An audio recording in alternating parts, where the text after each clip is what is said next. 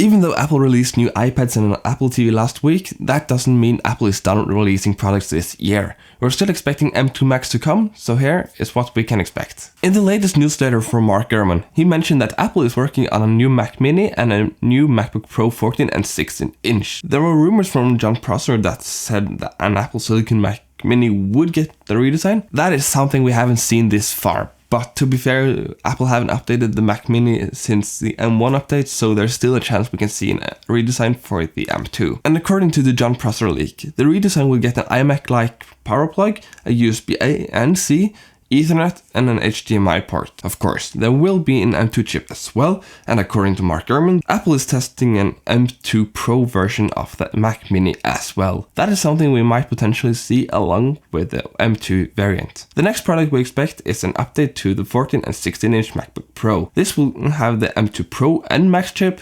These Macs got redesigned last year, so the chip might be the only upgrade we're getting this year. As well as we might get the Wi-Fi 6E on these Macs just as the iPad Pro just got. The M2 Pro will probably have 12 CPU cores and between 16 and 18 GPU cores. As for the M2 Max, Mark Gurman has heard that it will have a 12-core CPU and a 38-core GPU. We are closing in on the 2-year Apple Silicon transition set by Apple, and as far as we know, there is no Mac Pro in sight. We haven't got a lot of rumors for the Mac Pro as of yet, other than some chip details and rumors about this being smaller than current Mac Pro. So Apple either have been able to keep this really secret, or it's still a month away from releasing.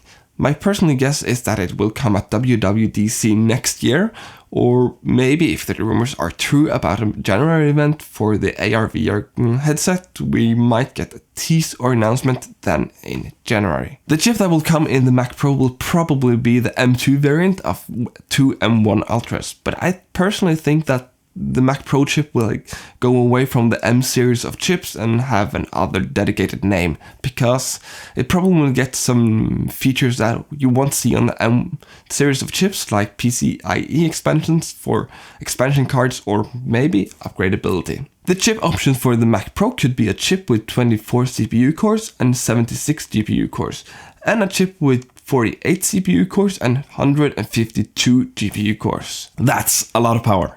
Are you buying a new Mac this year? Let me know down in the comments, and click here to see a video I made a while back about why the Mac Pro won't get an M series of chip. And I'll see you in the next one.